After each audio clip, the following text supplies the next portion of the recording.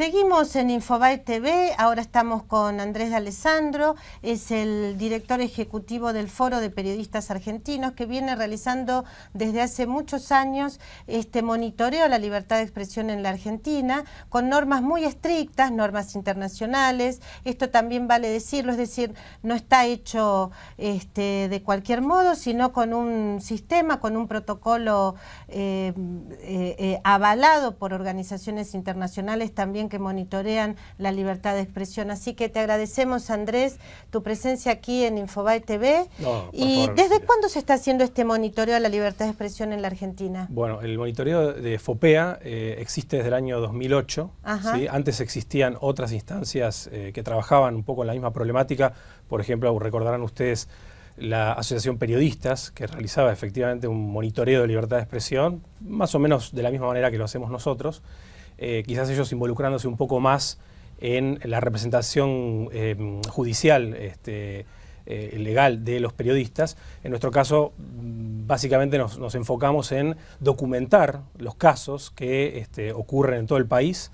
Cuando digo documentar, digo buscar la manera de acreditar que eso que el periodista o no sé, o determinada persona que trabaja en un medio de comunicación, por ejemplo un camarógrafo, un productor, etcétera, bueno, lo que está denunciando que lo podamos chequear, confirmar, ¿no? Y por eso, como vos bien marcabas, responde a una serie de normas y de parámetros internacionales, básicamente avalados por lo que es la Red Internacional de Libertad de Expresión, que se llama IFEX, a la cual pertenece FOPEA. Claro, y además además de que avala IFEX los informes, creo que también FOPEA es directiva, ¿no es cierto?, de IFEX. En este momento sí. Bueno, así que te felicitamos por eso, Andrés, felicitamos a FOPEA.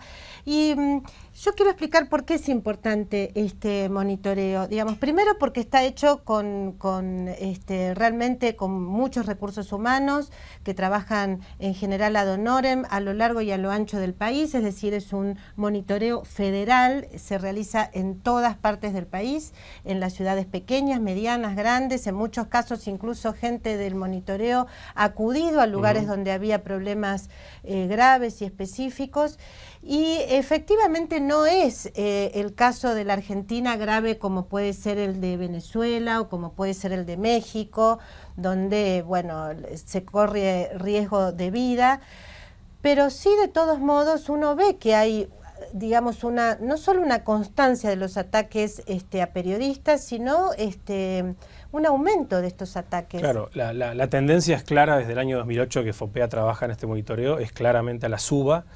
Como vos bien marcás, hay otros escenarios regionales mucho más complejos, digamos, para el ejercicio del periodismo y en general de los defensores de derechos humanos. Vos mencionaste a México y Venezuela, podemos sumar a Ecuador, podemos sumar a Guatemala, Honduras, claro, ¿no? Lugares donde ha habido en los últimos tiempos muchos periodistas asesinados, muchos defensores de los derechos humanos y de la libertad de expresión exiliados, ¿no? Precisamente por el accionar o bandas de lo que es bandas del poder paralelo, como pasa en México y Guatemala, o por la injerencia del Estado, los juicios a periodistas que ha habido en Ecuador, en Venezuela en los últimos tiempos. Efectivamente, Argentina está lejos, por suerte, de ese escenario, pero según nuestras mediciones, según nuestro trabajo que hacemos en todo el país, como vos bien marcás, en los últimos tiempos ha ido creciendo muchísimo la cantidad de ataques y no ha habido desde el Estado, ¿sí?, en general, una respuesta que intente al menos cuestionar este tipo de hechos. Más bien sería todo lo contrario, ¿no? Muchos de los hechos tienen que ver con un discurso previo de hostigamiento, de estigmatización del periodismo, ¿sí? Nosotros no hacemos un seguimiento de casos porque no tenemos muchos recursos para hacerlo, pero muchas veces a una declaración de un político o de un jefe de barra brava, en fin, diferentes factores que atentan contra el periodismo, le sigue la agresión directa. Creo que tenemos, perdón, mientras le haces la pregunta a Seferino, creo que tenemos un mapa interactivo donde se ve la cantidad de ataques a la libertad de expresión, básicamente a periodistas a lo largo y a lo ancho del país. Ahora podemos avanzar sobre el mapa. Seferino, perdóname que te interrumpa. No, por favor. ¿Por qué no nos explicás, Andrés, el mapa? Bien. El mapa, utilizamos una base que está cargada en internet, es decir, cualquier persona puede bajar esa base y utilizarla y revisar si lo que nosotros decimos es efectivamente así. Esta base está cargada en monitoreold.com.ar, monitoreolde.com.ar, y en el mapa lo que estamos viendo son los distintos colores que identifican los casos según el año. El año pasado son los identificados con el color azul. Tuvimos un incremento respecto del 2012 de un 17%, llegando a 194 casos en todo el país. Y en resumen, ¿cuál sería la peor situación? La peor situación yo creo que está dada en las localidades de menos de 50.000 habitantes, ¿sí? Donde se produce la mayor cantidad de casos en todo el país, donde el periodista es un poco también el vecino, el que está cerca de la gente, y muchas veces esa exposición, esa cercanía, lo hace víctima de algunos ataques. Lo que no quiere decir que lo que suceda en otras localidades de más de 50.000 habitantes, las grandes ciudades, no sea grave, ¿no? Sino que se da con mayor recurrencia, ¿sí?, este tipo de ataques en el interior profundo, ¿no?, que es lo que se puede ver bien claramente en el mapa. Que es donde mapa. está más desprotegido, además porque, digamos, no sé, tal vez no haya muchos medios. Exactamente. O, digamos, no haya otras redes, otras organizaciones civiles para protegerlo, en fin, no sé. Sí, efectivamente el problema que estamos teniendo para el ejercicio periodístico en Argentina tiene mucho que ver con la injerencia de la pauta, ¿sí? Esto se vive mucho más crudamente. De la publicidad estatal. De la publicidad oficial. Esto se vive mucho más crudamente en el interior profundo, donde efectivamente, como dice Silvia, son pocos medios. O sea que si no te portás bien, por ahí el intendente o el gobernador te quita la publicidad. O te quita la publicidad o trata de que vos te autocensures y no toques determinados temas, ¿no? También hay zonas del país donde hay mega industrias, por ejemplo la minería en la zona de Cuyo, la industria forestal en el norte argentino, la petroquímica en Bahía Blanca, que también funcionan como factores de peso, ¿sí?, porque son grandes pautadores de publicidad, en este caso privada, pero con una gran connivencia también con el poder político local. Y a nivel nacional, ¿cuál es la tarea o la labor del kirchnerismo en todo esto?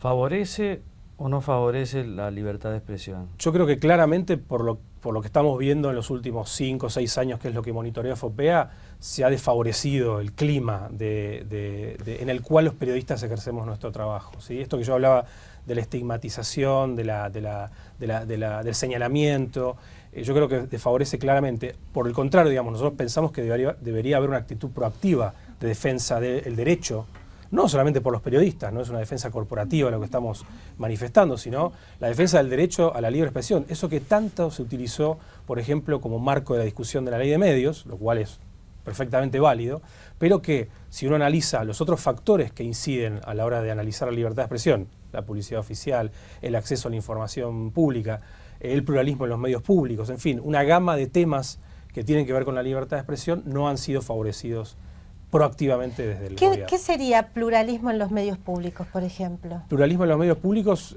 bueno, que las agendas de los noticieros, vamos a fijarnos exclusivamente en los noticieros, tengan una participación más extensa por parte de referentes o representantes de la oposición, que la temática también tenga una visión plural, es decir, que no solamente se entreviste a determinadas fuentes.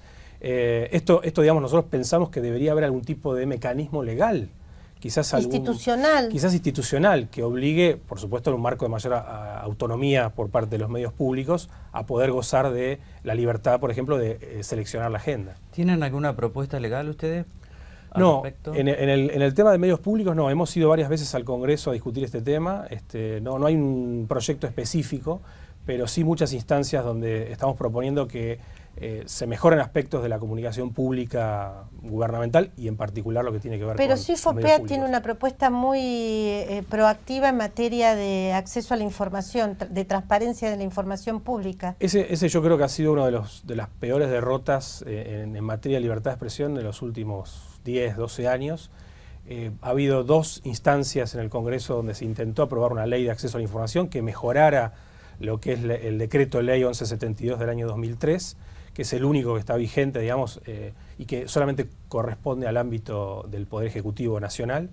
Hay leyes a nivel provincial, pero a nivel nacional no hay una ley, y por el contrario, digamos, a ese decreto se le quitó mucho peso, mucha influencia a partir del año 2008, ¿sí?, con el cambio de gobierno. ahí se le quita Este peso. es otro dato, ¿no? Es decir, se esperaba en ese momento, bueno, ya es la prehistoria, ¿no? Que la presidencia de Cristina Fernández de Kirchner fortalezca la transparencia, digamos, sea una presidencia más institucional, y no, fue exactamente lo opuesto. En el aspecto del acceso a la información fue claro el cambio furibundo en la materia. Se le quitó el peso específico que tenían los enlaces en cada ministerio para brindar información. Se empezó a contestar que la información no se podía suministrar porque eran datos personales, ¿sí? Eso fue un argumento en general utilizado desde el Estado.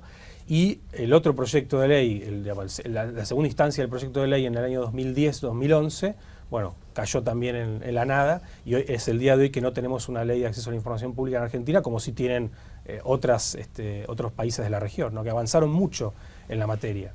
Ahora, el año que viene hay elecciones. Este gobierno se retira.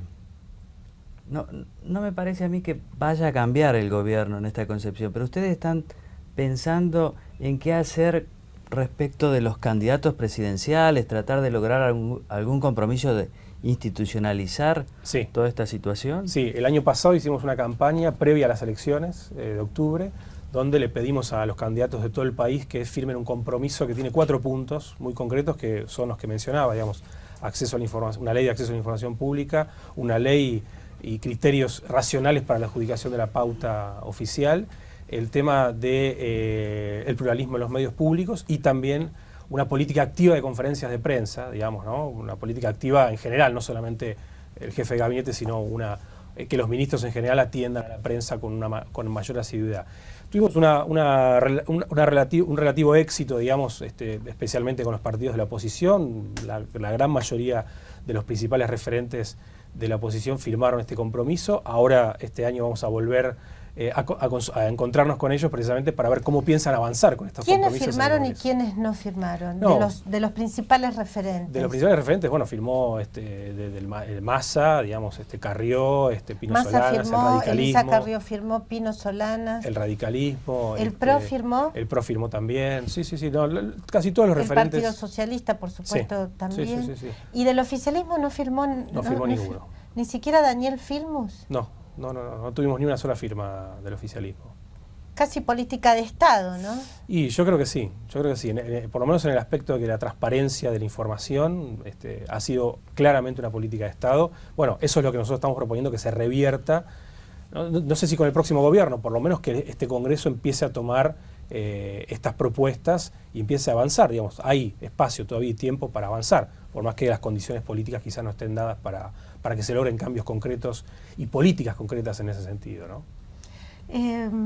Mi última pregunta, Andrés, ¿vos dirías que como resultado de todos estos años de debate, esta discusión en relación a la ley de servicios audiovisuales, mejoró la calidad periodística o la empeoró? No, nosotros somos bueno, FOPEA ya de por sí es crítica en general del periodismo, ¿no?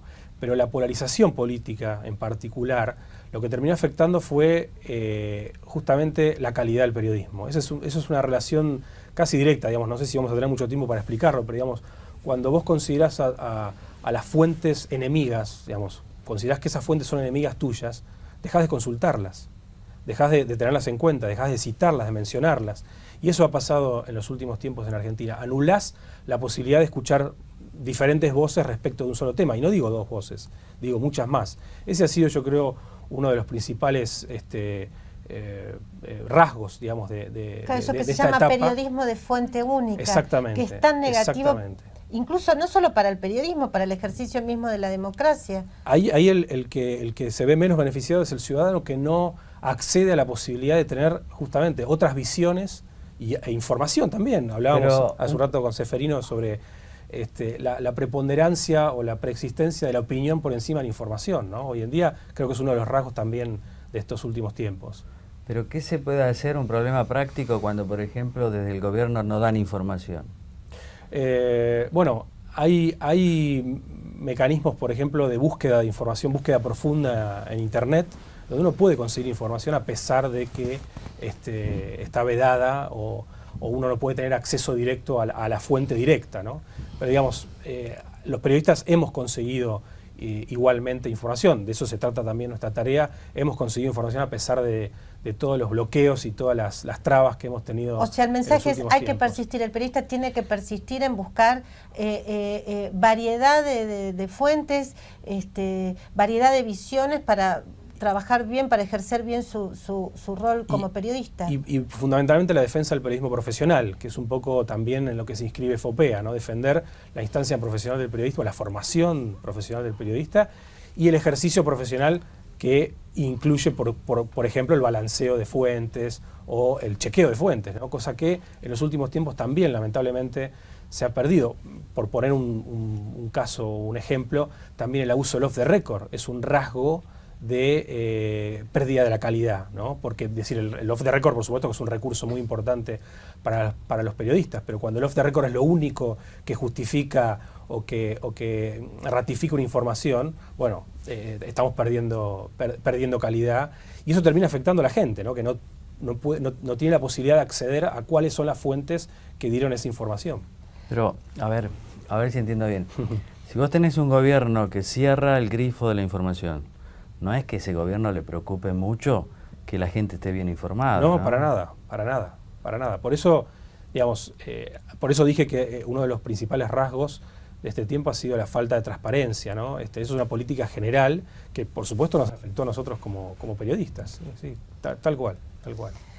Bueno, esperemos que esto se solucione en los próximos gobiernos. Esperemos que también los legisladores del oficialismo, viendo que va a haber que ya hay un cambio de ciclo, también se avengan a discutir estos temas que son centrales para una mejor democracia, y porque obviamente si hay mejor periodismo también va a haber una mejor democracia. Exactamente. Te agradecemos mucho, Andrés D'Alessandro, director ejecutivo de FOPEA, por favor, participar aquí. Te agradecemos y te alentamos, porque debe ser una tarea muy difícil trabajar sobre el periodismo en esta época. Sí, muy compleja, pero bueno, seguimos adelante, sobre todo nuestro foco tiene que ver un poco con la profesionalización, pero también con la calidad de la información que le llega a la ciudadanía. Me parece muy importante ese mensaje con el que cerraba Silvia, así que nada, el agradecido soy yo, por supuesto.